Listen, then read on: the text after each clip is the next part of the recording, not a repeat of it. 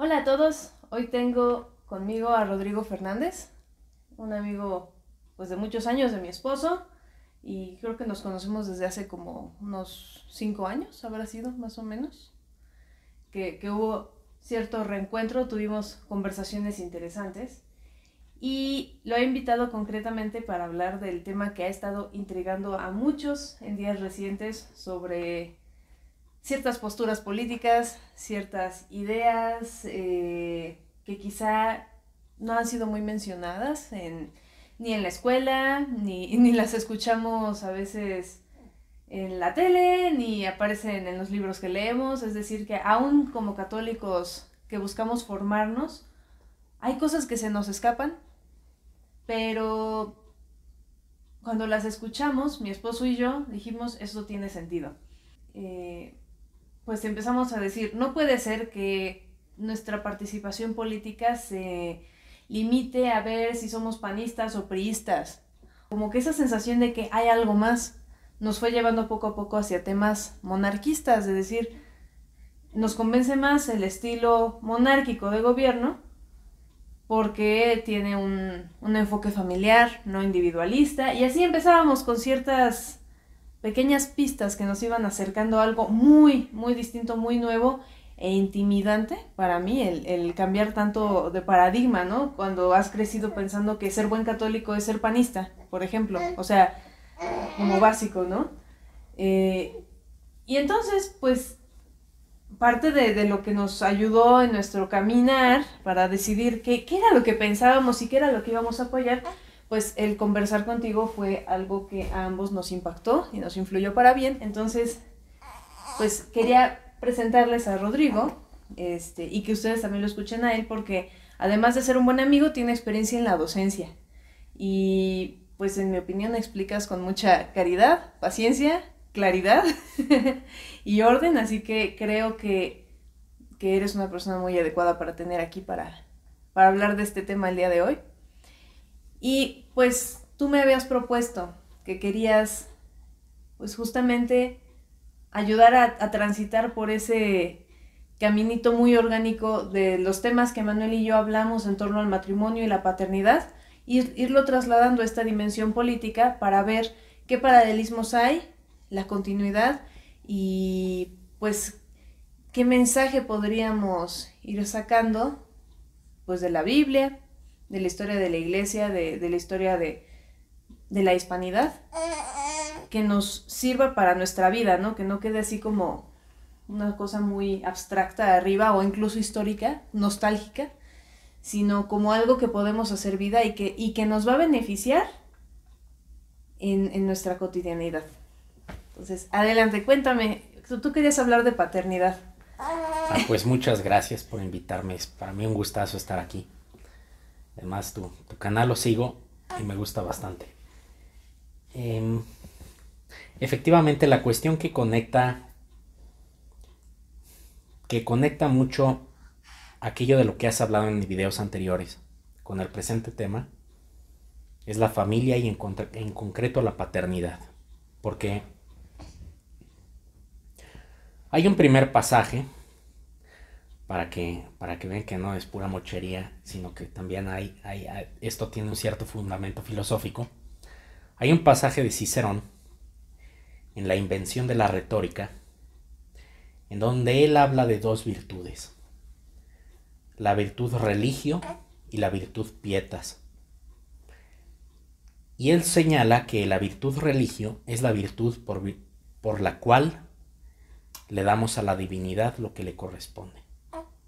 Y la virtud pietas es darle lo que le corresponde tanto a la familia como a la patria. Entonces, existen esos tres niveles, como esas tres lealtades: la divinidad, la patria y la familia, como en un sentido muy, digamos, vertical. Y hay un pasaje de San Pablo que conecta estas tres formas, porque tenemos por un lado al Deus Pater, a Dios Padre; por otro lado, a un quizá Pater por analogía de la comunidad política; y en el tercer nivel, al paterfamilias, al padre de cada familia. Y hay un pasaje de San Pablo en la carta a los Efesios, el capítulo 3, versículo 15. Ex quo omnis paternitas incelis et in terra nominatur. Él se refiere a Dios Padre y dice, del que toda paternidad toma el nombre en los cielos y en la tierra. Es decir, hay una suerte de reflejo de la paternidad divina también en la tierra. Este tema está muy desarrollado por un discípulo de San Pablo, que es Dionisio el Areopagita. Tiene un libro que se llama La Jerarquía Celestial,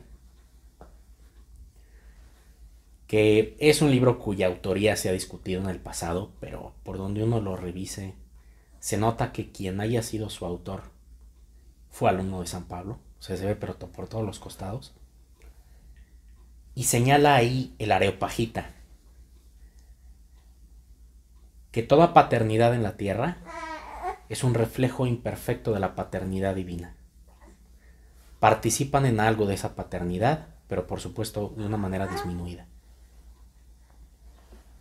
Y se cumplen los tres eslabones: la paternidad divina, la paternidad temporal de la comunidad y una paternidad en cada familia, siendo cada una suerte de reflejo imperfecto de la divina.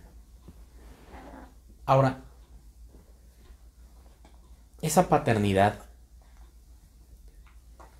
a lo largo de la historia de la salvación, se va concretando, no se queda en una idea muy puramente etérea, como una pura lealtad solamente a Dios y ya, como directamente.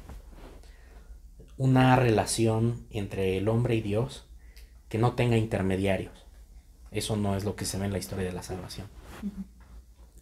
Al contrario, así como los sacramentales se van introduciendo en la historia de Israel y luego en la historia de la Iglesia, esta paternidad se va reflejando de manera cada vez más concreta en la tierra. Entonces, el tema de los sacramentales es una buena analogía, porque, por ejemplo, entre los antiguos judíos, cuando se introduce aquel mandato de hacerle ángeles o figuras de ángeles al arca de la alianza, esa es una figura muy interesante porque ya en la tradición cristiana es así como es representado San Juan Bautista en la iconografía oriental. Sale San Juan Bautista y normalmente aparece con unas alas de ángel, porque el ángel es el mensajero, ¿no? A San Juan Bautista lo llaman los griegos pródromos, el precursor. Y entonces también en el Antiguo Testamento estos ángeles que están posados sobre el arca de la alianza son precursores de algo que va a venir después, pero todavía no tienen una imagen de Dios. Ya hay un sacramental, pero muy introductorio, muy a medias, digamos. Los sacramentales propiamente hablando empiezan ya con Cristo mismo. Cuando menos los sacramentales que son directamente una imagen del Padre, ¿no? El que me ha visto a mí, ha visto al Padre. Porque ya utilizaban agua, ya utilizaban la sangre del Cordero, pero una imagen que reflejara a Dios todavía no tenían. Es decir, se va dando el paso a una concreción. Los fieles necesitan sacramentales concretos que se puedan ver, que se puedan tocar. Y lo mismo pasa con la paternidad divina. A lo largo de la historia de la salvación se va notando esta concreción paulatina y ya en la propia historia de Israel. Entonces, en el Génesis, cuando se promete un Salvador, se promete también un Rey. Hay algo en el plan divino que anuncia la llegada de un Rey. Es parte de la promesa. Luego en la historia de Israel hay una época, la que narra el libro de los jueces, en donde tienen una especie de caudillos que no son jueces en el sentido moderno de la expresión. Esos jueces del libro de los jueces son caudillos de facto, algunos de ellos más como guerrilleros, son líderes militares que surgen en la historia de Israel. Todo está hecho un desastre. Surgen en esa historia, derrotan a los enemigos de Israel y traen paz unos años, pero nada más unos años, y se mueren y otra vez el caos regresa. Y está el pueblo de Israel esperando y esperando y sufriendo caos y medio, hasta que Dios hace surgir otro caudillo de estos, que les da un respiro muy temporal. Dura mientras él vive, se muere él y regresa al caos otra vez. Los judíos empiezan a plantearse el querer un rey como los que ven en los otros pueblos. Quieren una presencia de Dios en su historia, que no sean puros alivios temporales, que no sean pequeñas aspirinas. Quieren algo que sea definitivo, que sea permanente. Y hay un pasaje ahí precisamente en la transición de los jueces, en el cual los judíos le piden a Samuel, este rey, y Samuel, el sacerdote, les responde que no es todavía voluntad de Dios, que no ha llegado ese momento.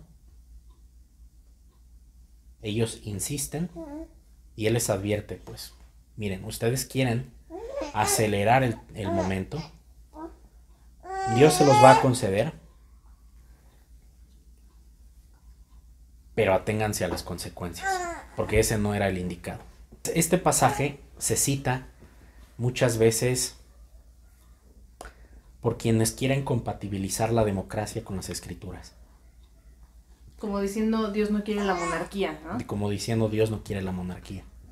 Pero ahí hay que aclarar que, primero, sí es un rey parte de la promesa. Segundo, que la situación de los judíos no era sostenible a base de puras aspirinas. Tercero, que el mismo libro de los jueces, cada vez que describe en un párrafo una situación de enorme caos y llegaron los filisteos y arrasaron estas ciudades o hicieron tal o cual, siempre añade al final, y esto sucedía cuando no había rey en Israel. No he contado el número de veces que lo dice, pero son varias. Como diciendo, este caos es propio de este tipo de tiempos.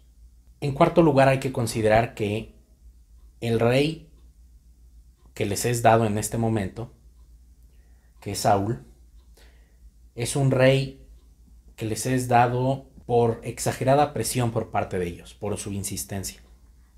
Un poquito en contra de la voluntad divina, pero que a pesar de todo accede. Y ocurren todas las advertencias que se les habían dado.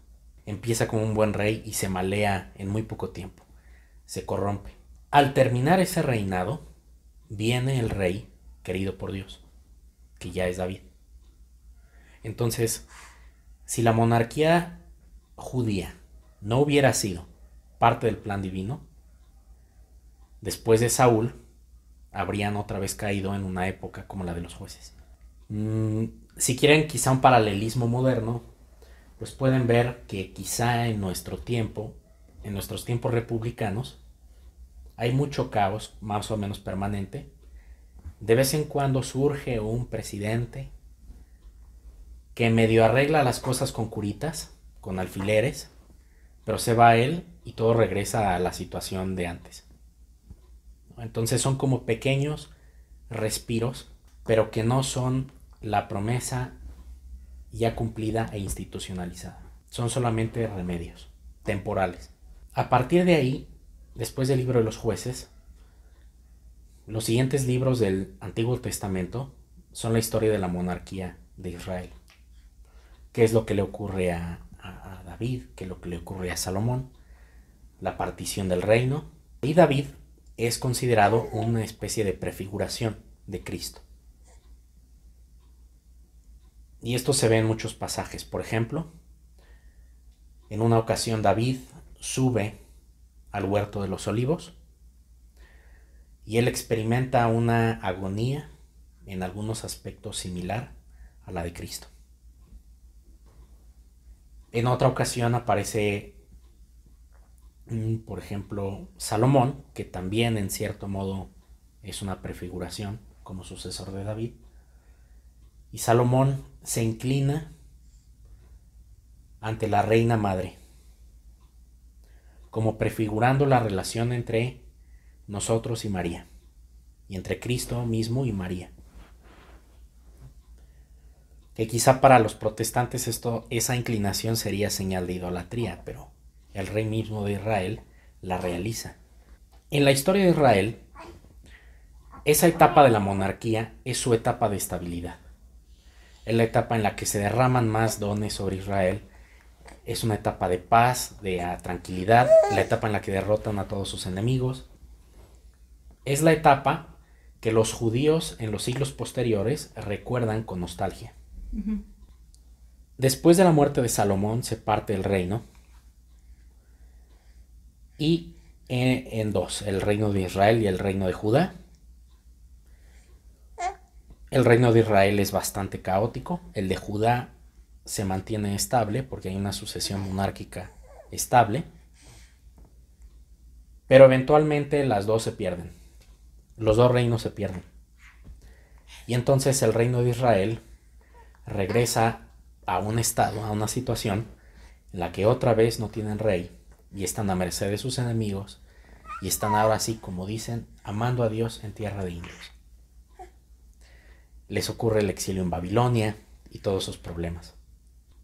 Les queda solamente el consuelo, pues bueno, de que tienen a Dios Padre, tienen el sacerdocio, luego también su sacerdocio experimenta problemas, pero eso ya es otra historia.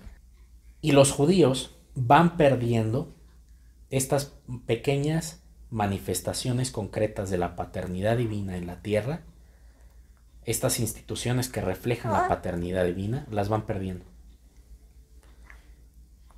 Entonces, por ejemplo, hay una época en la cual, ya dominados por sus enemigos, con reyes extranjeros, experimenta una serie de trastornos la figura del sumo sacerdote. Hay una época a partir de la cual el sumo sacerdote ya no tiene autoridad por sí mismo, sino que solamente como miembro presidente del Sanedrín. Entonces hay una especie de clericalismo sinodal muy extraño, por el cual, por ejemplo, Cristo cuando es juzgado, no es llevado ante el sumo sacerdote solo. Es el sumo sacerdote presidiendo el Sanedrín, si no, no puede hacer nada. Y es una época en la cual, además, los judíos se van desmembrando en sectarismos. Empiezan algunos negando la resurrección. De ahí vienen algunas ideas que todavía existen entre los judíos, entre algunos judíos modernos que creen en la reencarnación. Algunos se aferran a la idea de la resurrección, pero ya no todos. Empiezan pleitos entre sectas diferentes.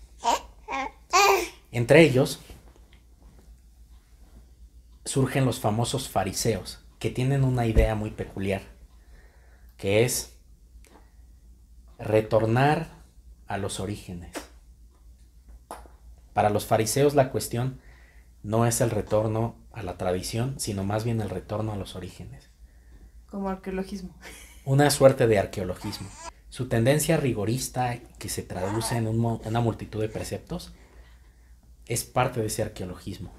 Por eso es una especie de rigorismo muy imprudente, que no sabe para cuándo aplica qué. Y así el judaísmo está dividido en sectas por todos lados. Cuando aparece Cristo, pues claro, adoptan actitudes muy diferentes. Porque se dan cuenta que no es realmente compatible con ninguna de las sectas que ya están ahí en el ambiente. Todas en un principio coquetean con él, como que lo quieren jalar a los suyos.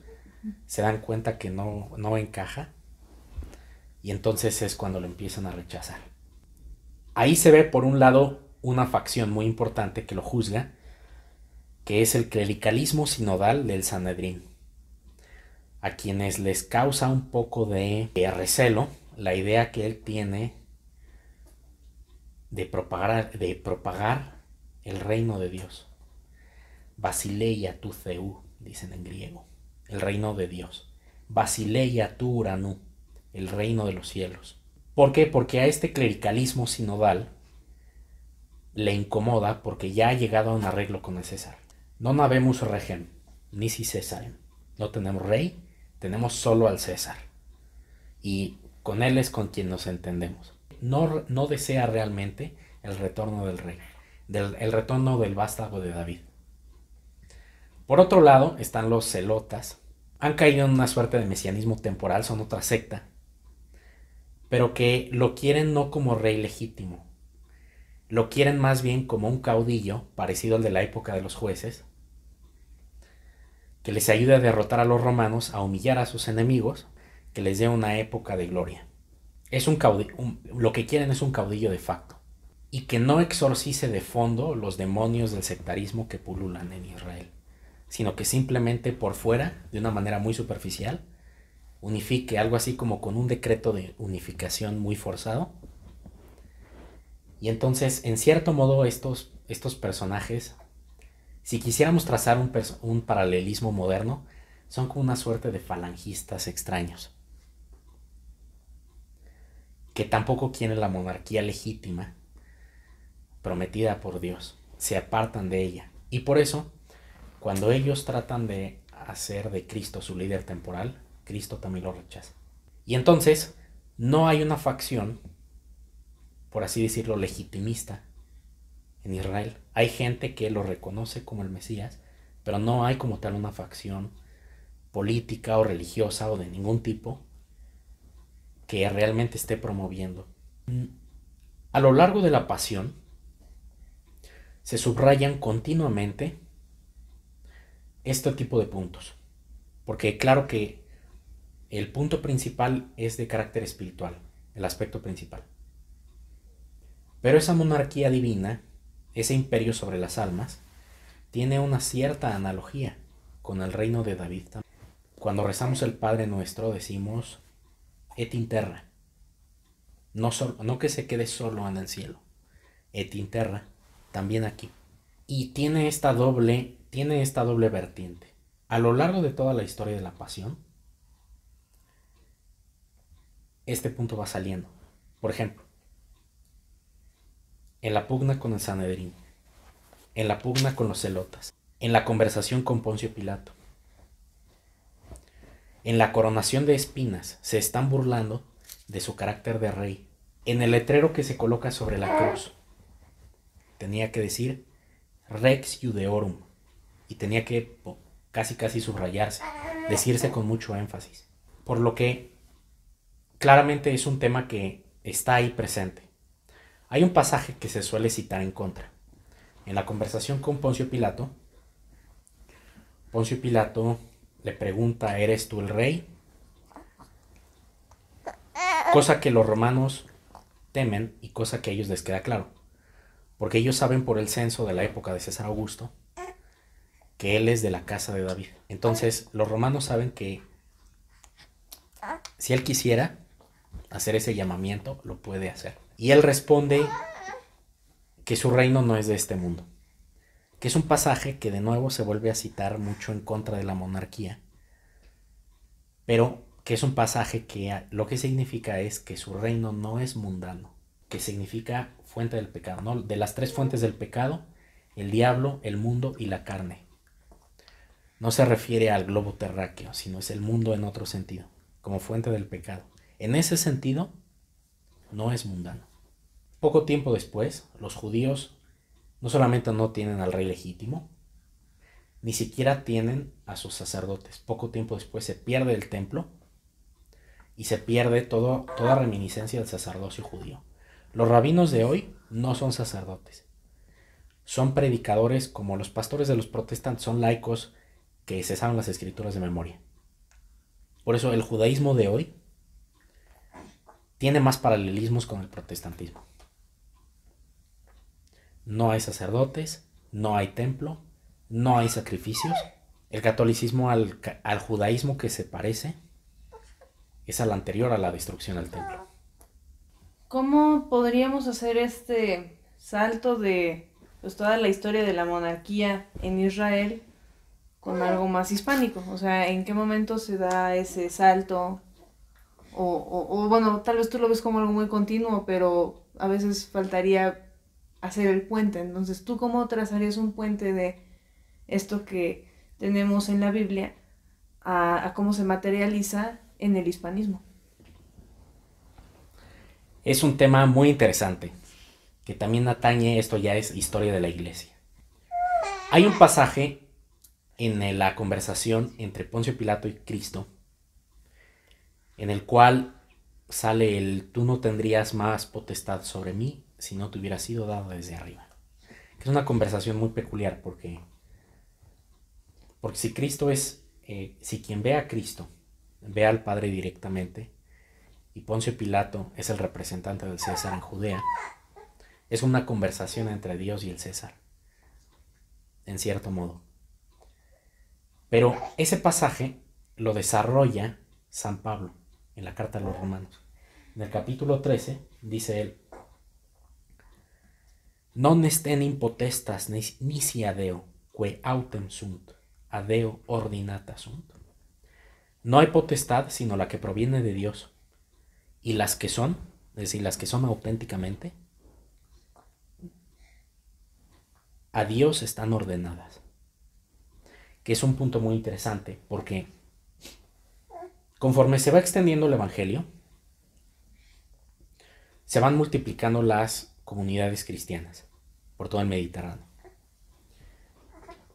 Pero empieza a darse también un fenómeno muy especial. Primero se da en Armenia y luego se da en Abisinia, que el rey mismo de ese pueblo se convierte con todo su pueblo.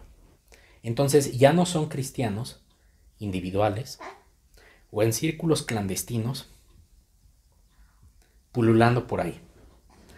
Ya tiene una manifestación política. Ya el evangelio tiene una institucionalización en ciertos lugares. Y ahí es donde empieza a surgir la cristiandad. Porque cristianismo es la religión. Los cristianos son los fieles, individualmente considerados. La iglesia es el cuerpo místico de Cristo. Pero la cristiandad ya es el conjunto de los príncipes cristianos. Ya tiene una institucionalización política. Y hay quien lo ve como malo, ¿no? Porque, bueno, yo que tuve mis catequesis con el Camino Neocatecumenal, ellos dicen que este hacerse público de la religión o el que se mezcle en temas políticos, concretamente ellos hablan de Constantino, dicen eso fue el final del verdadero cristianismo, porque ahí se empezaron a construir templos y ya, o sea, como que se corrompió esta esencia muy primitiva, espontánea, sincera de los primeros cristianos, pum, se perdió en ese momento, ¿no? Pues yo a ellos no los conozco, pero su interpretación de la historia es protestante.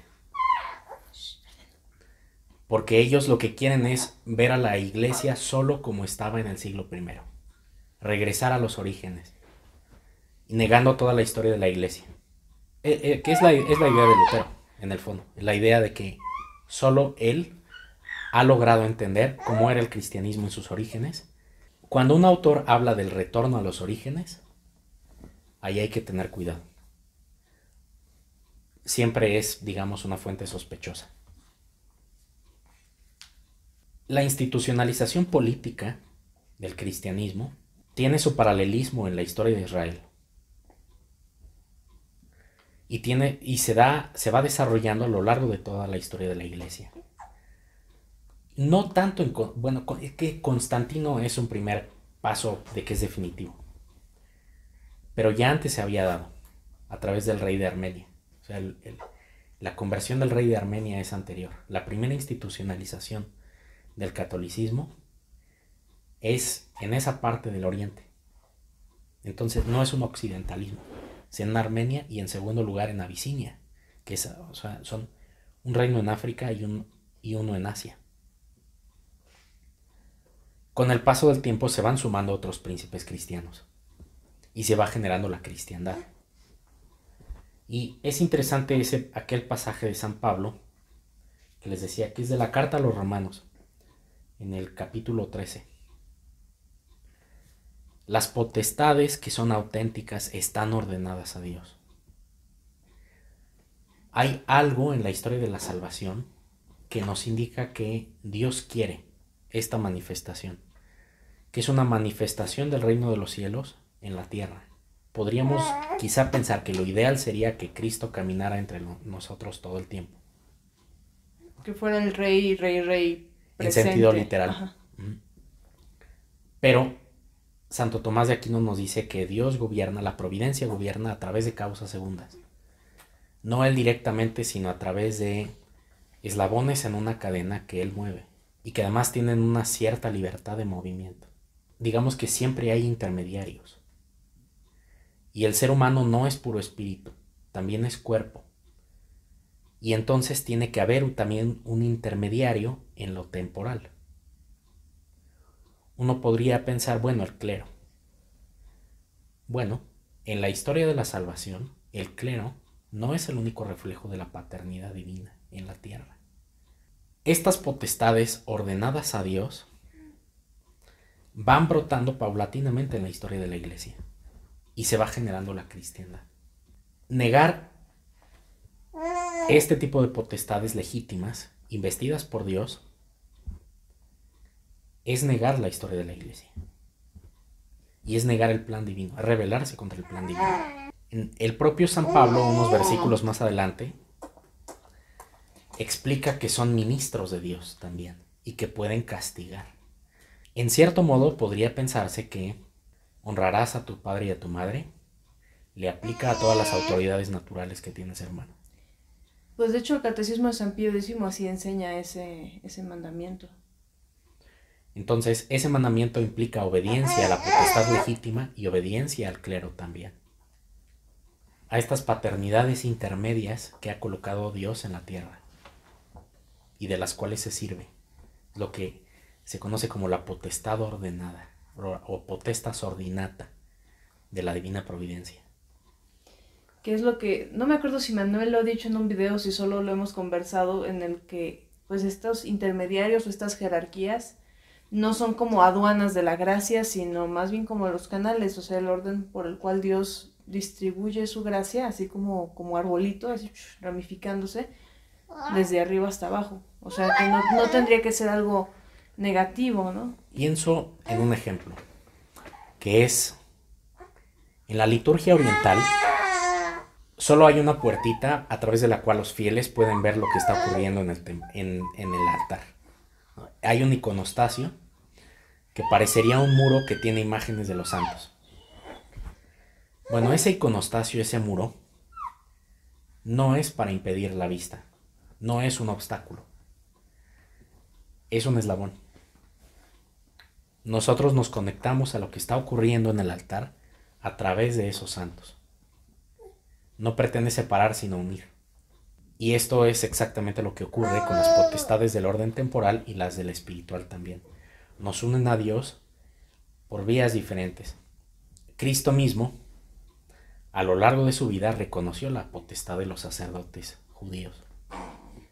Y él asume la misión que tiene como heredero de David. También Cristo mismo obedece a su Padre terrenal, obedece a San José y a María.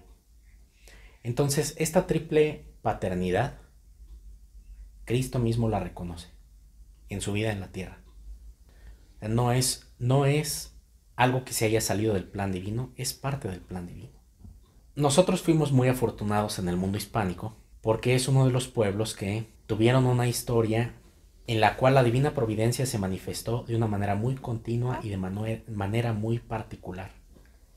Siempre cuando uno estudia la historia de la hispanidad, de todo el mundo hispánico, se ve de una manera muy clara la mano de Dios ahí, de una manera muy constante. El evento que sirvió como instrumento de la providencia para la unificación fue la Reconquista. Ese fue el instrumento. E incluso los moros hasta cierto punto lo reconocían. Hubo muchas derrotas que no entendían por qué habían ocurrido y que lo atribuían a la providencia. Decían, alguien está con estos cristianos, con estos infieles. También en ultramar, en América, se notó de una manera muy constante la mano providencial. no solamente la aparición de la Virgen de Guadalupe, hay apariciones del apóstol Santiago, por ejemplo en Querétaro, hay una aparición del apóstol Santiago en Tabasco, que Bernal Díaz del Castillo atestigua. Hay un sinfín de manifestaciones de la divina providencia. Y en cierto modo, en la monarquía hispánica, que abarca muchos reinos y señoríos, muy diversos, y cada uno gobernado según su régimen particular, es una cierta imagen de lo que es el reino celestial. La relación entre Dios y cada uno de sus reinos y señoríos está mediada por una serie de circunstancias históricas. No es idéntica la relación entre el rey y cada uno de sus reinos. Cada una tiene una historia particular. Hay un jurista, Solórzano y Pereira, que él estuvo aquí en la Nueva España. Él explicaba que la manera en la que la monarquía hispánica opera es la siguiente: que el rey gobierna cada uno de sus reinos y señoríos como si fuera rey solo de ese reino o señorío, es decir, respetando los fueros de cada una de las regiones. Que además el rey tenía que jurar al momento de ser proclamado rey. Cuando uno estudia la historia de la monarquía hispánica y todas las instituciones políticas que la componían, se advierte una cierta analogía con la divina providencia, cómo gobierna a través de causas segundas. El rey no está interviniendo en todo el tiempo. Más bien hay una serie de cuerpos políticos entre los cuales el rey arbitra, el rey orienta, y que el rey mueve o impulsa de una manera más bien indirecta para que obren. Lo cual sería interesante aclarar o puntualizar, porque pues en la escuela la versión oficial te dice, es que qué bueno que llegó la democracia porque el rey era un tirano y él era absolutista y es que todo giraba en torno a él y así nadie lo podía contradecir. O sea, como que te plantean que ahora sí cada quien puede ser libre o sea, sí ubicas, seguramente ubicas todo, Sí, o sea, todo esto sí, que sí. se enseña, ¿no? Que bueno, Rodrigo tuvo la ventaja de ser hijo de historiadores, entonces yo creo que eso te ayuda un poco a conocer otras fuentes, ¿no? Pero uno que fue criado con la versión oficial de la historia, pues te la crees, dices, ay no, qué horrible, como un rey, no, qué espanto, qué impositivo, qué limitante, o yo qué sé, Que no es una sé. gran paradoja, porque uno ve lo que es la presidencia y pensar en algo que pueda ser más impositivo que eso es una gran paradoja, ¿no? Sí, la monarquía hispánica se vive como esta gran familia en la que hay un montón de intermediarios con el rey. Entre el rey y cada uno de los gobernados hay muchos intermediarios. Es una imagen de la divina providencia en su potestad ordinata. El rey puede intervenir directamente cuando es necesario, lo que se llama potestas absoluta, que también es un atributo de la providencia, pero usualmente no actúa así. Como el caso de los milagros. Los milagros son ejercicios de la potestas absoluta de Dios, que suspenden incluso las leyes de la naturaleza. Pensemos en aquel movimiento del sol cuando la Virgen de Fátima. Es algo muy raro en la historia. De igual manera, con esa rareza, actúa directamente el rey en un asunto, haciendo uso de su potestas absoluta. El absolutismo viene de la idea, que es una idea que viene de Juan Bodino, francés. Bodino lo que señala es que en Francia el rey actúa todo el tiempo en uso de su potestas absoluta, lo cual es una deformación, que además ni siquiera en Francia era cierto. Pero la propia monarquía en Francia lo aprovecha para empezar a brincarse intermediarios. Entonces, en la propia monarquía francesa sí se nota una cierta corrupción, pero en la monarquía hispánica ese nunca fue el modus operandi adoptado, ni siquiera a partir de las reformas borbónicas, nada, en lo absoluto. Mismo caso con el concepto como de derecho divino, ¿no? El llamado derecho divino de los reyes es de formulación protestante. La fórmula Jacobo I de Inglaterra. Entonces es muy interesante porque todas las deformaciones históricas de la monarquía provienen de fuera. Una proviene de Francia, otra proviene de Inglaterra, y todas reflejan la manera en la que los protestantes entienden la actuación de la divina providencia. En todos esos casos sí hay una deformación, que de todos modos es muy relativa. Por ejemplo, Enrique VIII en Inglaterra, cuando se quería divorciar, todavía tuvo que sacar al Papa de la ecuación, proclamarse él la cabeza de la iglesia. Cuando quizá lo más conveniente o el atajo más rápido para poderse casar con Ana Bolena habría sido: a partir de ahora en Inglaterra hay bigamia.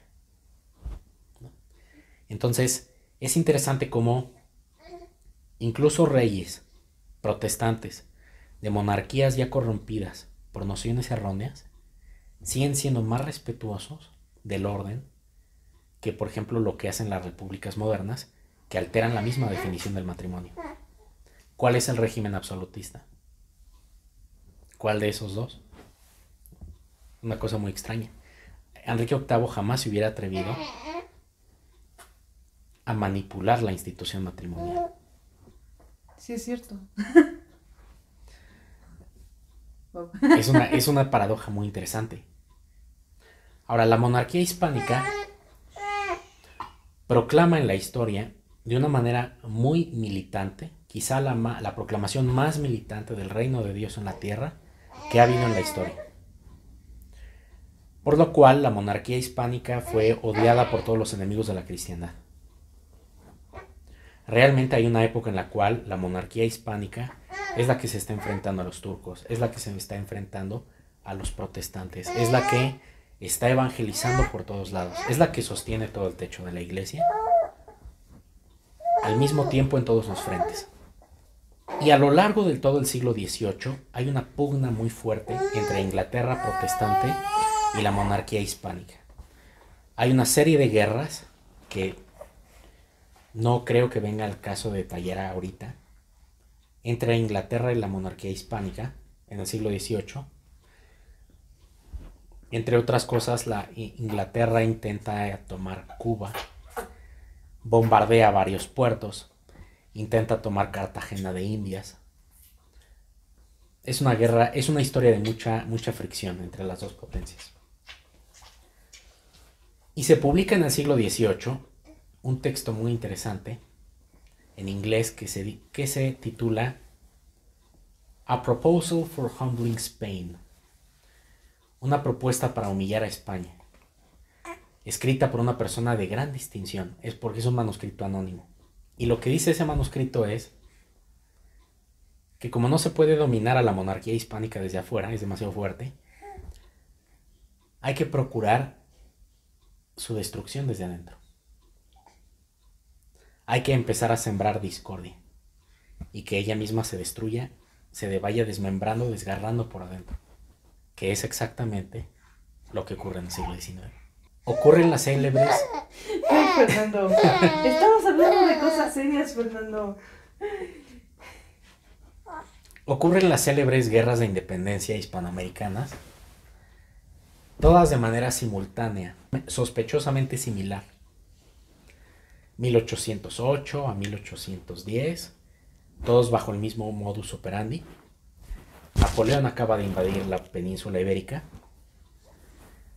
y todos alegando el mismo pretexto, que son movimientos en favor de Fernando VII. Miguel Hidalgo le dice a su feligresía que él es monárquico y por eso todos lo siguen. Lo cual nos dice mucho de la mentalidad del mundo hispánico. Es monárquico de corazón. Pero este pretexto, que es la llamada máscara de Fernando VII, todos los revolucionarios la utilizan. Todos en todo el continente y al mismo tiempo. Lo cual pues hace pensar, lo hace pensar a uno. Ahora, de Bolívar ya se sabe que tenía apoyo de Inglaterra, financiamiento. De San Martín se sabe que tenía armas. Estaba el famoso Plan Maitland. Y cada vez están empezando a salir más indicios respecto a México, pero esos todavía se tienen que armar de una manera un poquito más puntillosa. sobre todo a través de Iturbide, que tiene una estancia en Inglaterra y recibe un financiamiento misterioso. Y se desgarra. ¿Cuál es el significado de las independencias para nosotros? El desgarramiento de la monarquía hispánica desde adentro.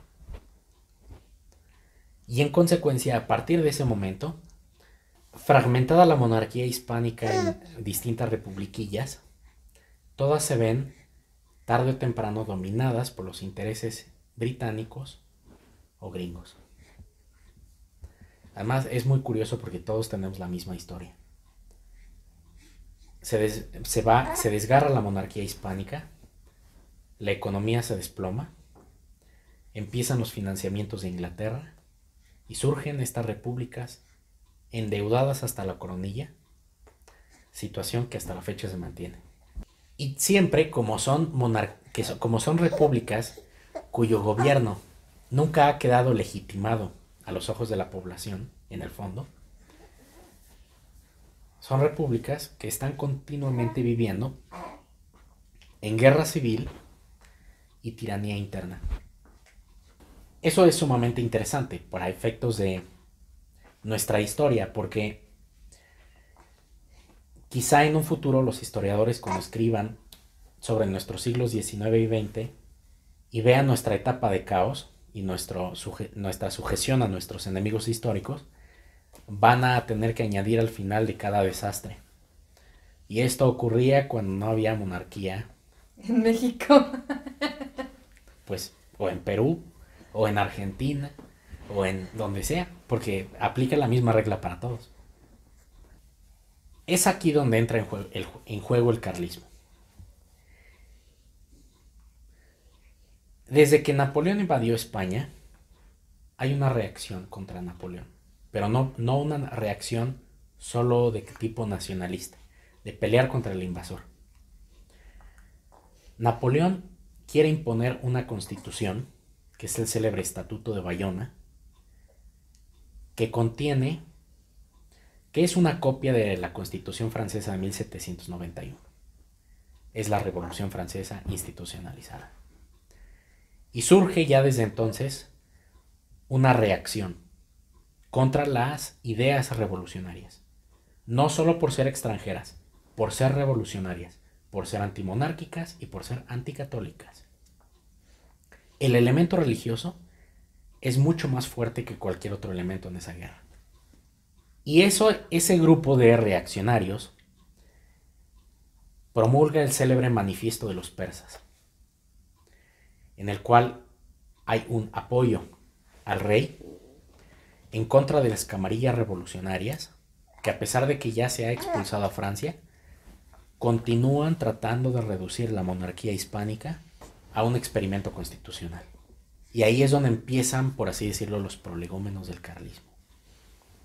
Porque el carlismo surge de una manera más fuerte todavía en la década de 1830. Hay una usurpación, pero no es solamente una usurpación, no es solamente un pleito dinástico. La facción usurpadora quiere imponerle a la monarquía hispánica, o a lo que queda de la monarquía hispánica, porque ya está fragmentada, quiere imponerle las ideas del liberalismo francés. Entonces, ahí es donde surge el carlismo, aprovechando todos estos antecedentes, y surge no solamente para combatir la usurpación, surge para combatir el liberalismo político que se está implementando. Y el carlismo pues pelea varias guerras, hay varias guerras carlistas. Hay una de 1833 a 1840, de 1846 a 1849. Hay una tercera guerra carlista de 1872 a 76, y algunos dicen que la llamada Guerra Civil de 1936 a 1939 es una cuarta guerra carlista. O sea, siempre pierden, pero están duro y dale, y la siguiente generación se vuelve a levantar, y se vuelven a levantar, y se vuelven a levantar. Entonces, ¿qué es para nosotros el carlismo en la historia? Por un lado es el recuerdo, es la tradición que se rehúsa a morir. y que ahí está presente, a veces más débil, a veces más fuerte, generalmente perdiendo, pero que nunca se rinde. En segundo lugar, es para nosotros la causa de la unificación. Porque el pretendiente carlista al trono, o más bien el reclamante carlista al trono, no pretende reinar solamente sobre una península troceada. La monarquía hispánica es la familia completa, no una república en una esquinita perdida. Es la familia completa. Y además es legítima. Lo que dice San Pablo: a Dios están ordenadas. Es la única que es legítima de origen y que es legítima por el ejercicio, que es la única que siempre ha defendido la sana doctrina. En México tenemos una serie de tentaciones monárquicas de otro de tipo iturbidista o de tipo que siguen a Maximiliano. El problema es el siguiente: que no son legítimas de origen y que de ejercicio tampoco lo fueron. Maximiliano, cuando subió al trono en México, fue a ver a la Virgen de Guadalupe, se entonó el Te Deum en la basílica, era muy mariano y tiene una serie de apariencias como muy razonables que históricamente a los católicos en México siempre nos han atraído. Pero Maximiliano, además de que surge por la vía democrática, se hace una especie de referéndum, y eso ya es una mancha bastante grave, porque en ese caso no hay tanta distinción respecto a sus rivales. Es lo mismo, pero un poquito con... Presidentote. Sí, un presidentote que sí se baña, que tiene una apariencia mucho más pulcra, pero es un poquito más de lo mismo. El error de origen es el mismo. Que además, en lugar de contrarrestar las leyes de reforma, lo que hace es consolidarlas. Entonces, entre ellas se incluía la desamortización de los bienes de la iglesia, que él consolida. La prohibición de los domingos como día de descanso, lo permite y lo acepta, porque no quiere romper con el régimen liberal anterior de una manera muy fuerte. Entonces, él empieza como por mucha prudencia y dialoguismo a acercarse a tesis cada vez más liberales. Él lo ve como un acto de prudencia, de dialoguismo, hoy diríamos de tolerancia incluso, pero en todos los puntos afectando gravísimamente al propio catolicismo en el país. Entonces, incluso hay cierta historiografía conservadora muy desorientada, ve en Maximiliano a su salvador, e incluso me ha tocado ver que lo comparan por su fusilamiento en el Cerro de las Campanas con el Calvario. Pero hay una buena treta de la historia. Maximiliano no muere al centro. Quien muere al centro es el único de los tres que era realmente antiliberal, Miramón. El general Mejía muere en el lugar de Dimas y Maximiliano en el de Gestas. Yo no creo que sea una mera casualidad. Digamos que esa derecha conservadora mexicana, bien intencionada, pero muy desorientada, se queda, por así decirlo, sin caudillo a partir de ese momento. Quien comienzan a idealizar es a Porfirio Díaz, brazo derecho de Juárez, porque Porfirio Díaz es más moderado. Además, lleva un cierto progreso material. O sea, Stalin también lo tuvo en la Unión Soviética, por cierto. O sea, ¿por qué no podríamos entonces idealizar a Stalin? Hay una cierta incongruencia ahí. Luego viene la revolución y esa reminiscencia conservadora pues se queda sin héroe y se funda el PAN eventualmente. Pero digamos que el PAN ya es un producto de la Revolución Mexicana. No solamente es un producto del liberalismo decimonónico y toda su inercia, sino que el propio PAN ya es, en el nuevo régimen instaurado por la revolución del siglo XX, un jugador en ese régimen. Sí, y es parte de lo que también se silencia históricamente es pues la existencia de algo más fuera de liberales y conservadores. O sea, como que todo el tiempo es liberales y conservadores y hasta te hacen una tendencia que apoyes a los liberales, ¿no? Y una novedad que yo vi al involucrarme pues, en estos círculos tradicionalistas es que tampoco ser conservador es bueno. Y fue como de, ¿por qué? O sea, ¿por qué si son las tías y las abuelitas conservadoras o ser de derecha, como que es así de, es obvio que el católico es un conservador de derecha, ¿no? Y hasta los progres hacen así como de la tía panista, es como la imagen de la católica, ¿no? La tía panista de los violines, ¿no? Sí. Entonces es importante resaltar esto, que estamos buscando algo que va aún más allá que ser conservador o ser de derecha. Sí, el conservadurismo suele asociarse a una actitud. Primero a una actitud psicológica, de conservar lo que medianamente se sostiene. Pero eso implica también conservar la revolución. Que la revolución no se radicalice, sino que vaya avanzando por medios no colapsantes. Entonces ya implica, es una facción revolucionaria moderada. Pero además el conservadurismo no es solo una actitud, también tiene una carga ideológica propia. En la Revolución Francesa surgen dos facciones revolucionarias. La radical, que es la jacobina, y la moderada, que es la girondina. Del girondinismo francés deriva todo el programa político de los conservadurismos actuales. Pero ellos también tienen su participación en la muerte del rey. Entonces, si quisiéramos trazar el paralelismo, quizá con la muerte de Cristo, habría que pensar a qué facción corresponderían, quizá por analogía, no por identidad. Sí, no, pero también para dar claridad de qué es lo que se está denunciando o qué es lo que se quiere corregir. Quizá tengan un cierto paralelismo con el propio Poncio Pilato. Poncio Pilato no deseaba la muerte de Cristo, pero deseaba mantener la paz, conservar la estabilidad. Era un conservador. Y acabó matando al inocente o participando en la muerte del inocente.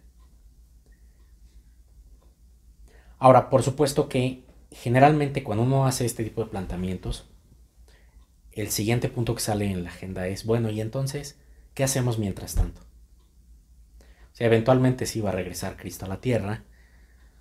Bueno, pero mientras tanto, ¿qué vamos a hacer? Y en ese mientras tanto, se escuda él, vamos a seguir haciendo lo que siempre hemos hecho. O sea, vamos a seguir participando y consolidando la revolución. Cuando ha habido un presidente muy progresista en México, muy destructor, así un verdadero titán que todo lo va aplastando, lo que más le conviene es que su sucesor sea un conservador, de un partido distinto o de su mismo partido, porque se va a dedicar a consolidar todo lo que él hizo. ¿Cuál es el papel que los conservadores juegan políticamente? Consolidar los destrozos que hicieron los otros. Es a lo que se dedican. Son excelentes para eso. ¿Hay algún ejemplo que puedas dar así como muy claro de esto? Sí. En España, en 1985, se introdujo el aborto por primera vez. Con una serie de limitaciones, no digamos que no es un aborto completamente libre. El partido que allá es conservador impugnó esa iniciativa y juró y perjuró que el día que ellos ganaran las elecciones harían lo posible por revertirla. En las siguientes ganaron y no cumplieron.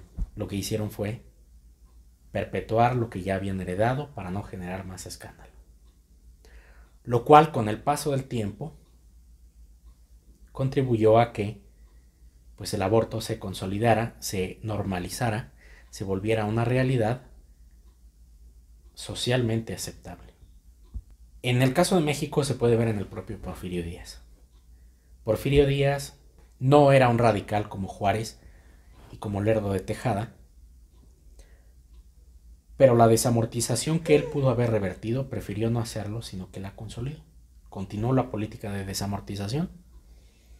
La iglesia se acostumbró al nuevo estado de cosas y llegó el punto en el que ya nadie protestó. Entonces provee estabilidad, que las cosas vuelvan a fructificar por otros medios, y eso lo que hace es estabilizar las reformas que introdujo el régimen anterior. Como que ya no causen indignación, ¿no? Como es parte de... Vamos a dejarlo ahí. Exactamente. Quizá, por poner un ejemplo más teórico, si un presidente se endeudara hasta la coronilla para hacer proyectos faraónicos,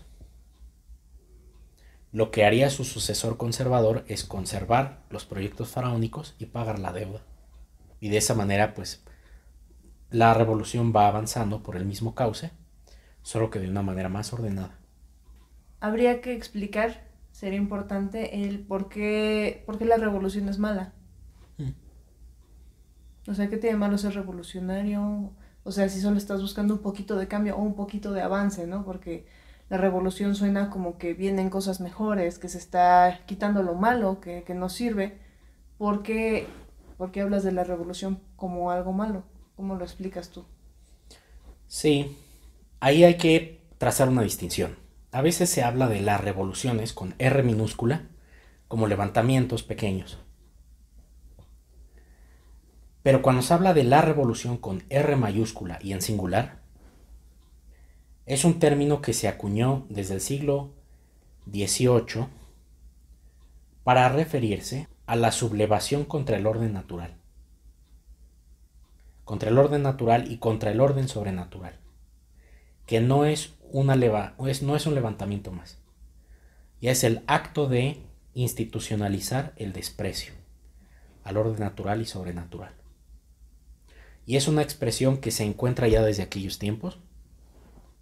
Y los tratadistas católicos desde entonces emplean en ese sentido la expresión la revolución. Con R mayúscula y en singular es esa institucionalización de la rebeldía. No de un acto particular de rebeldía que es la mera desobediencia, sino de la rebeldía como principio de las sociedades. Es una rebelión mucho más profunda y que además tiene su paralelismo en el propio pecado original. Cuando Adán y Eva, al cometer el pecado original, se levantan contra Dios, lo hacen en nombre de la libertad, porque Dios les ha dado un precepto: no comeréis de este árbol. Y ellos pues se sienten libres, se quieren liberar de la tiranía de Dios y comen. Y además también en nombre de la igualdad, porque es para hacerse iguales a Él. ¿Quién es Él para ordenarles a ellos que no coman del fruto prohibido, si son sus iguales? Y además también en nombre del tercer punto, de la falsa fraternidad revolucionaria. Porque Adán, en lugar de ponerle un alto a Eva, por esa falsa sensación de fraternidad revolucionaria, se vuelve su cómplice. Como si lo que tuviéramos que hacer es participar unos en los pecados de los otros. Hay una cierta analogía que históricamente se ha visto como relativamente constante a lo largo de la historia respecto al pecado original. El pecado original es un evento en el tiempo, con efectos que trascienden esa época, que se van notando a lo largo de toda la historia. Pero en ocasiones el ser humano ha querido profundizar en esa rebeldía y se incrementan los efectos. Se incrementan socialmente, no solo individualmente. La Revolución Francesa no es solo una revolución en Francia. Es la punta de lanza de una rebeldía del hombre contra Dios, de una segunda rebeldía del hombre contra Dios, que empieza en Francia, pero que empieza a propagarse como avalancha por el resto del mundo. Las guerras de independencia hispanoamericanas son el eco hispanoamericano de esa rebeldía. De hecho, en esa época no les llamaban guerras de independencia, les llamaron la Revolución de Independencia. Se utilizaba la misma terminología. Y los regímenes que instauran, esos regímenes republicanos, que los conservadores tanto se empeñan en conservar, son imitaciones del régimen revolucionario francés. Alguno podría pensar, bueno, pero la revolución bolchevique de 1917 es la que tiene notas incluso diabólicas que exceden en mucho a todas las demás. No tanto. No tanto. La revolución de 1789 francesa fue la inspiración de la bolchevique. Y hay una, digamos que una es la ejemplar y las otras son sus copias. Y si se estudiara la Revolución Francesa en sus detalles, veríamos su carácter monstruoso con la misma claridad.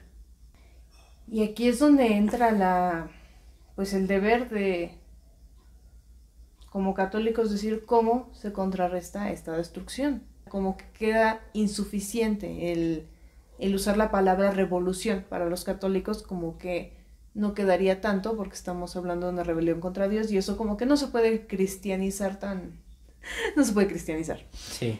Y entonces estaría por ahí ese tema, ¿no? O sea, ¿qué propones? ¿Qué propones y por qué? Y pues bueno, ya los he estado explicando a lo largo del video, pero muchos dicen, pues, ¿qué te crees español o qué? ¿No? O sea, ¿qué es un movimiento de whitexicans, ¿no? O sea, es algo que en estos días he estado viendo mucho a partir de que se publicó lo de los 500 años de hispanidad. Muchos comentarios van en torno a eso. ¿Eso a México qué le importa? Ya estamos nosotros en otro rollo, ya nos independizamos. Y que es como un tema como racista, clasista, extraño de creerse españoles. Cualquier movimiento hispánico, no solo el carlismo, también he visto que este tipo de comentarios se los hacen a mis amigos de Nuevos Tercios, o sea, como que en otros lados también se ve este comentario de ¿y a ti qué te importa? Te hice 2 preguntas, tú eliges cuál respondes primero, pero el tema es tu propuesta y por qué sí nos incumbe, por qué sí nos incumbe a nosotros el conocer y cómo sería la correcta participación política. No sé, más o menos, ¿qué pudieras tú desarrollar en torno a eso? Tal vez sea lo más difícil de responder.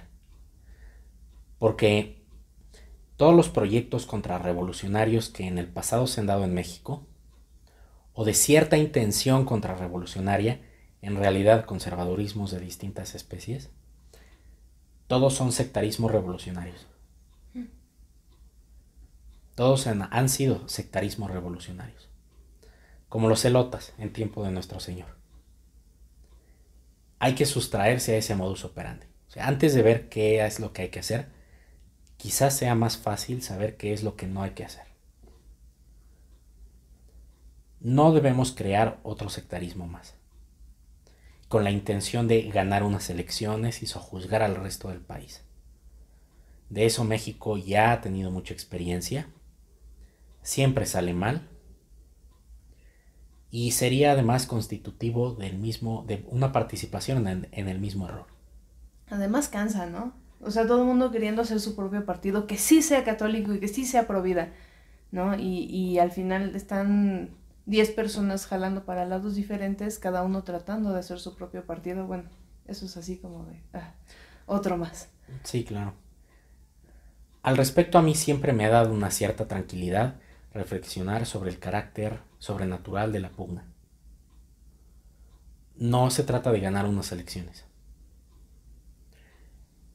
Se trata de revertir también los efectos del pecado enorme que subyace.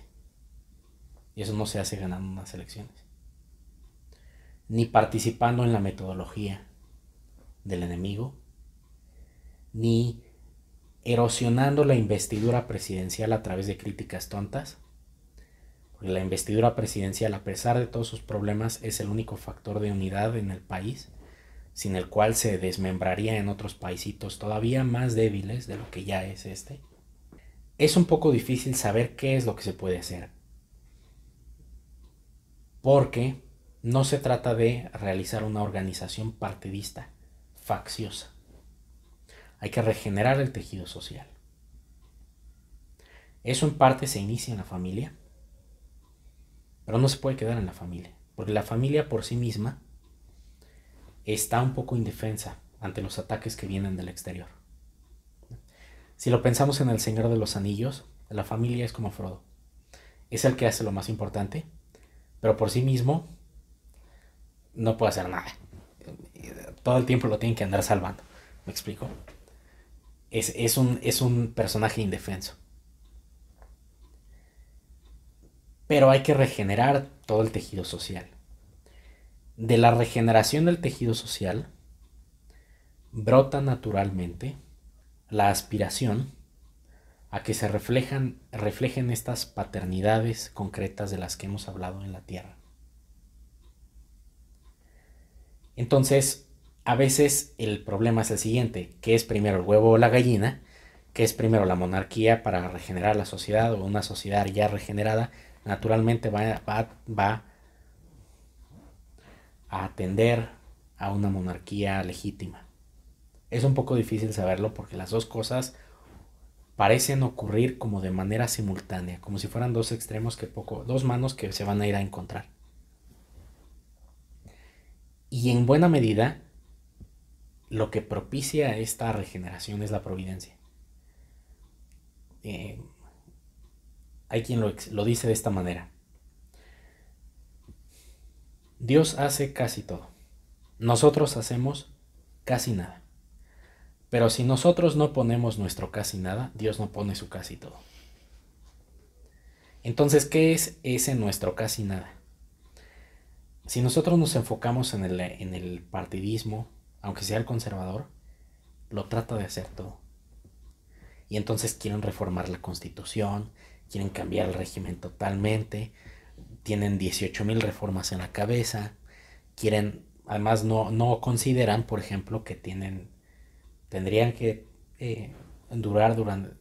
tener una duración en el poder de varias décadas para llevar más o menos a cabo su plan, y que a lo mejor al final su plan no sería tan diferente de lo que habría sido el plan liberal si se lo hubiera dejado marchar. Cuando menos ese modus operandi no hay que imitarlo. ¿Qué se debe hacer?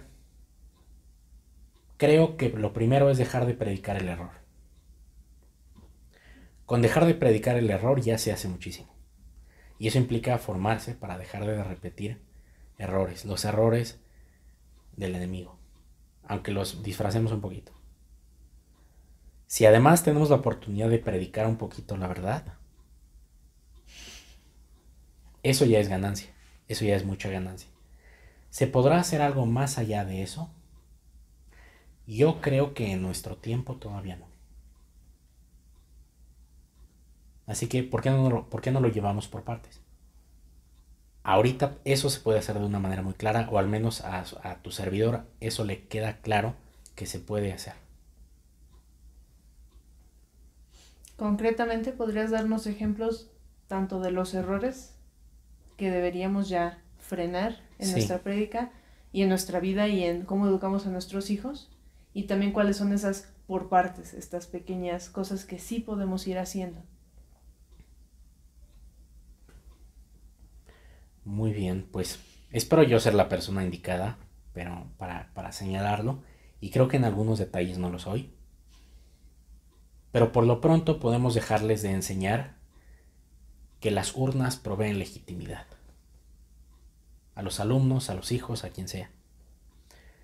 Eso de que las urnas proveen legitimidad por ser una mera superioridad cuantitativa, la voluntad general, no solamente es un error condenado por el sílabus, la proposición 60 en concreto,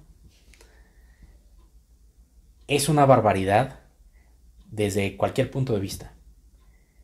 Lo que contiene en el fondo es la idea de que la mera superioridad cuantitativa es capaz de determinar lo bueno, lo justo y lo verdadero.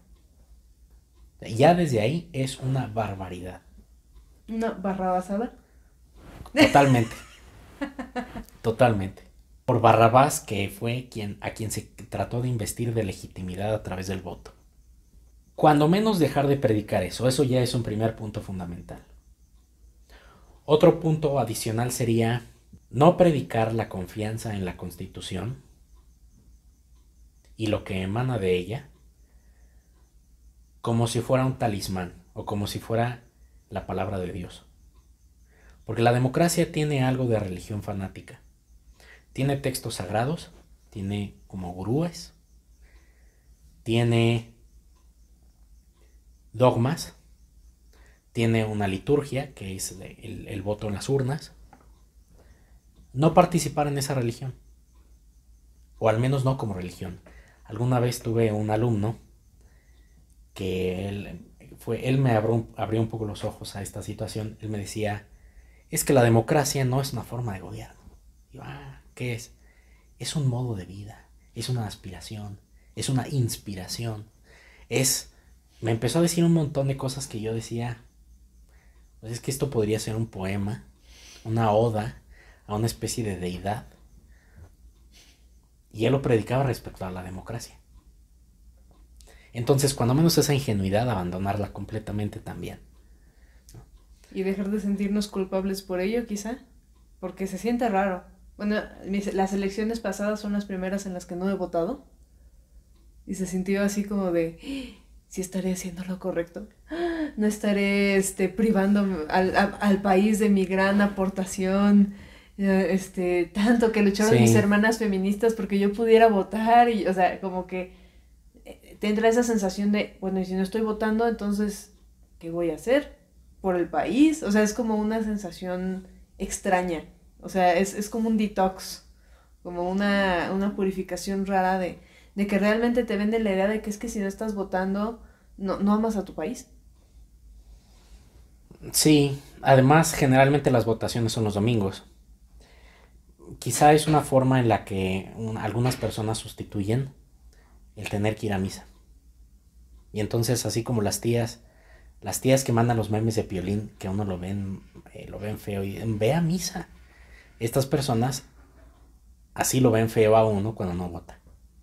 Es una especie de escrupulosidad fanática. Pero si leyeran sus escrituras sagradas, es decir, la Constitución, verían que no votar también es un acto de ejercicio de la libertad democrática. Entonces, según sus propios dogmas, no deberían juzgar a su prójimo por el acto de no votar.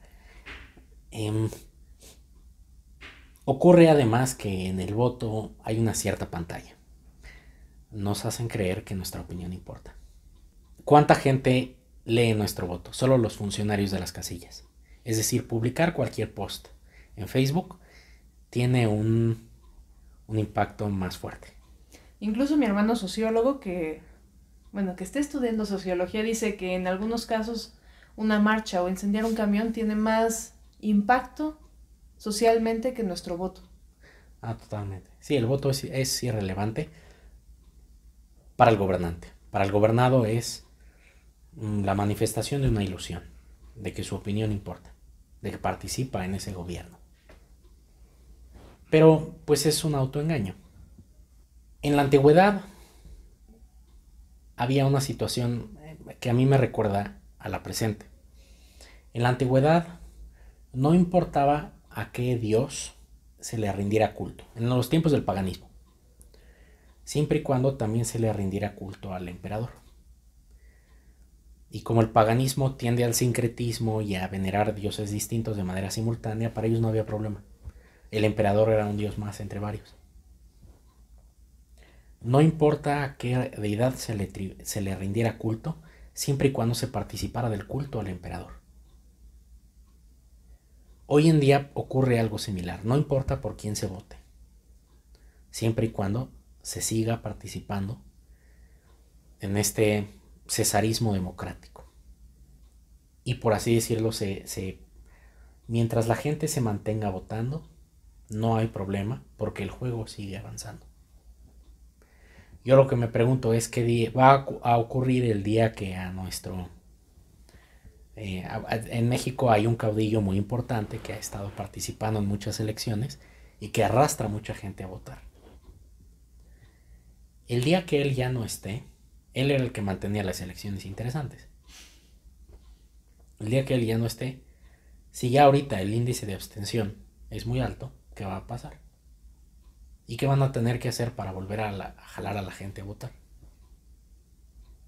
No lo sé, tú dime. Yo digo que ofrecer chocolates. Que uno vote y le den algo. Eso es lo que los gringos hacían en Afganistán. Ponían urnas en las bases y le daban comida a los afganos para que fueran a votar. Para irlos acostumbrando al acto de votar. Pues se les hacía una cosa muy rara, como, o sea, ¿para qué voy a ir a votar por un presidente si ya tengo uno? Y así de artificial puede llegar a ser la democracia. Yo creo que a través de las despensas puede funcionar. Pero a quien no le gusten, por ejemplo, esas despensas, pues, ¿de qué otra manera van a poder hacerlo votar? Quizá quisieran una votación casi por WhatsApp.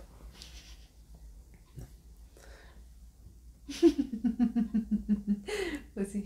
Entonces, mantener artificialmente esta ilusión no parece que tenga mucho futuro. Y mucha gente podría pensar, bueno, yo voy a hacer mi partido político, yo voy a plantear mis reformas, yo voy a ganar. Bueno, ¿y en qué se distingue eso de lo que ya se ha hecho antes? ¿Y por qué sería mejor que lo que ya tenemos? Incluso existe cierto clericalismo que afirma que hay que mantenerse votando y hay que votando por la derecha, por supuesto, etc. Pero si durante todo el siglo XX, que la democracia cristiana fue muy fuerte, porque todavía la mayoría de la población era católica, no se pudo lograr nada, ¿qué se va a poder lograr cuando esa mayoría ya no lo sea? Y ya no lo es, de hecho. Bueno, según el INEGI en México es el 77% de la población.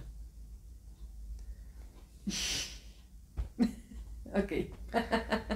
Pero si cuando era en el 100 no servía para nada.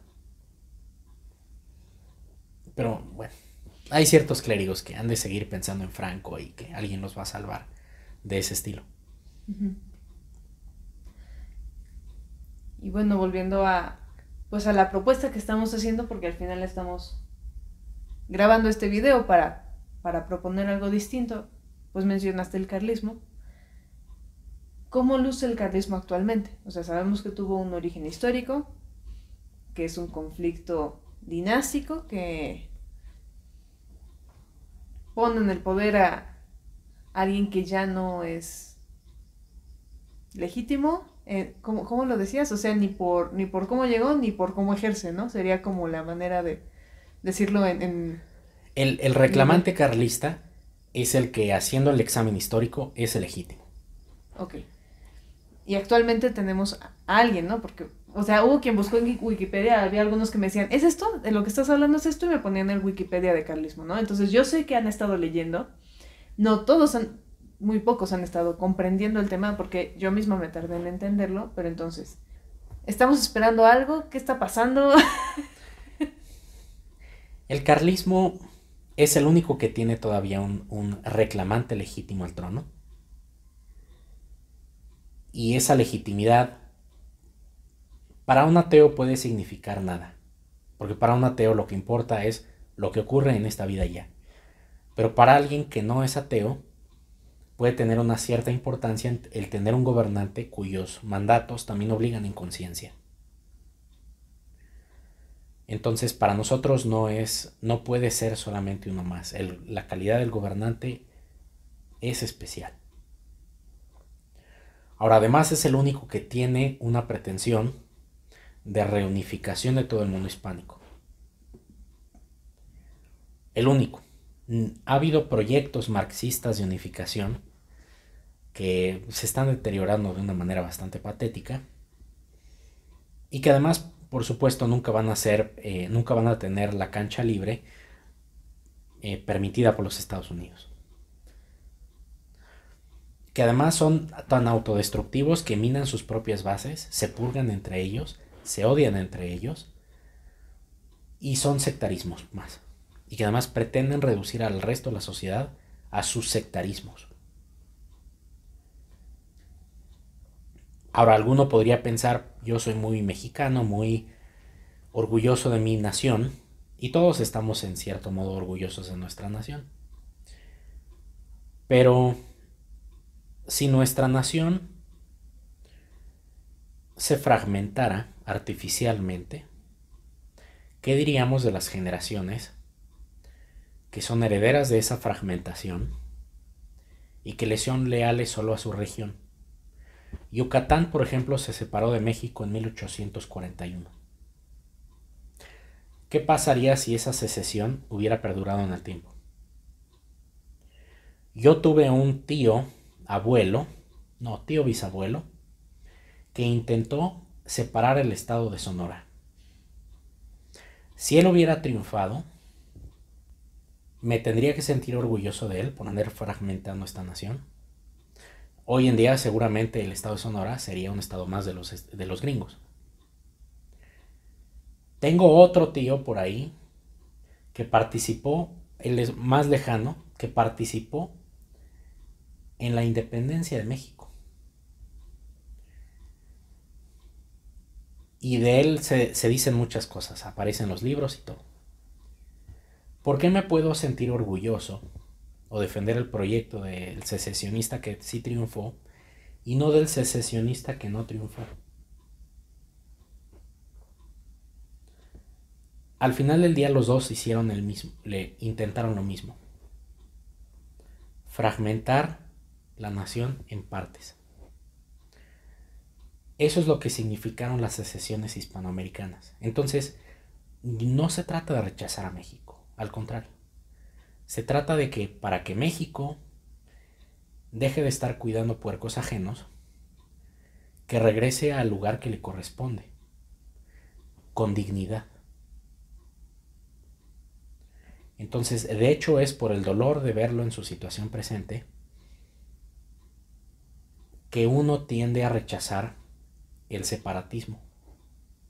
No es por lo contrario, es por esa razón, de verlo magullado y cuidando puercos ajenos durante 200 años. Y que además ya se están empezando a perfilar en el horizonte ideas separatistas. Hay quienes dicen eso es muy especulativo, está muy lejano. Este sexenio ya han estado sonando en los estados del norte. Esperémonos 15 años más y a lo mejor ya son de otro tamaño esas ideas. En Argentina ya tienen un problema de una región que se quiere separar, los famosos mapuches. En la España peninsular ya tienen un problema de un separatismo muy fuerte en dos regiones. Si ya incurrimos en este acto, en este pecado una vez, ¿qué nos podría evitar volverlo a cometer? ¿Qué va a haber un ángel del cielo que va a evitar que México se siga fragmentando?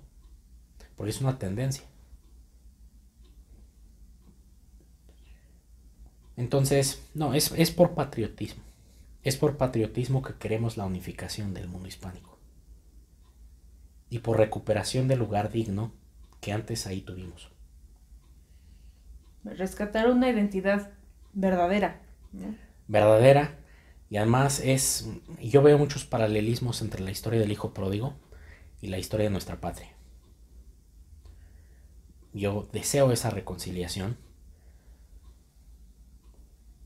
por patriotismo. Pero para que te entienda alguien, tendrías que primero borrarle la leyenda negra, ¿no? O sea, es como que se ha hecho pues todo este discurso de la pirámide que tenemos ahorita en el Zócalo, de resistencia a los españoles, y de que nosotros no somos ellos, y, o sea, como que se ha hecho tanto esfuerzo en borrar esto, ¿no? Y te digo, los carlistas no son los únicos que lo dicen, también otro tipo de movimientos hispanos hablan de esto, ¿no? De cómo se ha querido dejar un poquito huérfano y vulnerable a México, ¿no? Y quitarle lo que es, o sea, borrar cualquier conexión que pudiera tener con lo que alguna vez fue, ¿no? Que es parte de la estrategia. Sí, México tuvo la buena fortuna de que de todos los proyectos independentistas fue el que menos fragmentación sufrió, pero estuvo a punto de estarlo. Podría ocurrir en el futuro. O sea, creer que estamos permanentemente exentos de ese riesgo es no querer ver a futuro. Ahora, para entender la cuestión de la unidad, hace falta sí quitarse la leyenda negra de la cabeza, que es dejar de odiarse a uno mismo. Porque somos pueblos hispanos, lo queramos o no. Y cuando nuestros enemigos hablan de nosotros, así se refieren a nosotros. Esos hispanos que afortunadamente se están peleando entre sí y se odian a sí mismos. Que es una situación muy triste. Ahora, algunos podrían estar obsesionados con ciertas reivindicaciones históricas. Pero esas reivindicaciones históricas hay que analizarlas a fondo. Porque si en lo único en lo que nos estamos basando es en cierta propaganda revolucionaria de un régimen golpista, no habría razones para sospechar de su veracidad en lo absoluto. Y claro, no podemos nosotros refutar toda la leyenda negra. Digamos que cada quien tiene que hacer la tarea y sentarse a estudiar. Pero hay que recordar, y a lo mejor esto sirve como motivación, la leyenda negra es instrumental. Es solamente instrumental. Su verdadera intención es desarraigar el catolicismo de aquí. Y una vía útil para desarraigar el catolicismo es renegar de la hispanidad. Pero es puramente instrumental, es solamente el primer paso. ¿Por qué nuestros enemigos se han dado cuenta de eso? ¿Qué tiene la hispanidad que nos arraiga tan fuertemente en el catolicismo? ¿Qué relación hay ahí?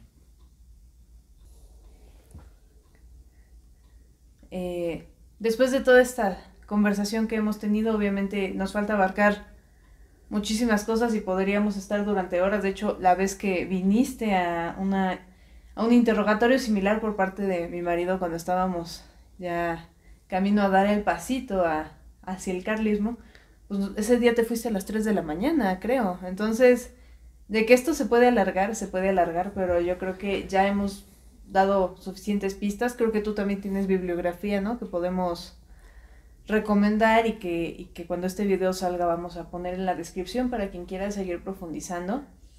El objetivo, como casi todo en Mamá Teóloga, pues es divulgativo. No es ya dar absolutamente todo el contenido, los grandes cursos, sino como lanzar como quizá una cuestión, un temita así que alguien pudiera enganchar. Quizá no es para todos, no todos están como que en esta línea o en este punto como para que les atraiga, pero tal vez haya algunos a quienes les haga sentido esto. Y es por ellos que para mí era importante hablarlo y hablarlo con alguien que pues ya tiene más tiempo que nosotros en cierto sentido. Yo soy como una bebé en este tema, o sea, a veces ni yo sé muy bien qué onda, ¿no? Y nada más, pues tengo la convicción de que esto es como que lo correcto, lo que estábamos buscando, y por lo mismo pues te da esas ganas de compartirlo, de hacerlo conocido, y pues estoy muy contenta de que hayas accedido a venir a platicar un poco para empezar a echar luz sobre estos temas. Muchas gracias, de verdad. No, gracias a ti. Yo tampoco soy un gran experto en este tema, yo tampoco llevo muchísimo tiempo. Hay una obra que a mí me ayudó mucho, que es un texto, ¿Qué es el carlismo?, de Francisco Elías de Tejada, que es un libro muy pequeño, que a lo mejor podríamos pues poner como vínculo. Ok. Ese libro a mí me ayudó muchísimo y además aclara muchísimas dudas. Y fuera de eso, pues esperar que la providencia nos guíe. Porque para no andar como ciegos guiando a otros ciegos. Sí, eso es importante. Obviamente aquí no se diría nada que nosotros pensáramos que es incorrecto o dudoso. ¿Verdad, Fernando? ¿Tienes algo que decir para concluir este video? ¿O estás bien? ¿Estás conforme? Bueno, pues muchas gracias a todos. Vamos a tratar de buscar la mejor vía para seguir respondiendo, interactuando sobre este tema con ustedes. Ya sea vía escrita. Bueno, ya saben que mi WhatsApp, como siempre, de Mamá Teóloga, pues ahí está para lo que quieran preguntar, pero pues obviamente también Rodrigo es bienvenido en mi casa y en mis videos. Es muy apreciado por toda la familia, así que pues esto queda así como abierto, queda pendiente, todos seguimos profundizando, todos seguimos aprendiendo y haciendo este discernimiento para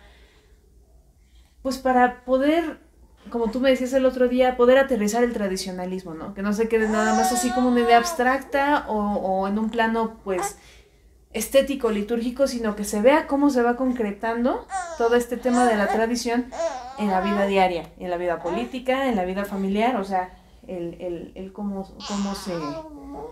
luce ya materialmente. Y ya, eso sería todo. Muchas gracias a todos por su tiempo, muchas gracias a ti por tu tiempo. Y a ti por invitarme. Y pues, vámonos a cenar, Fernando.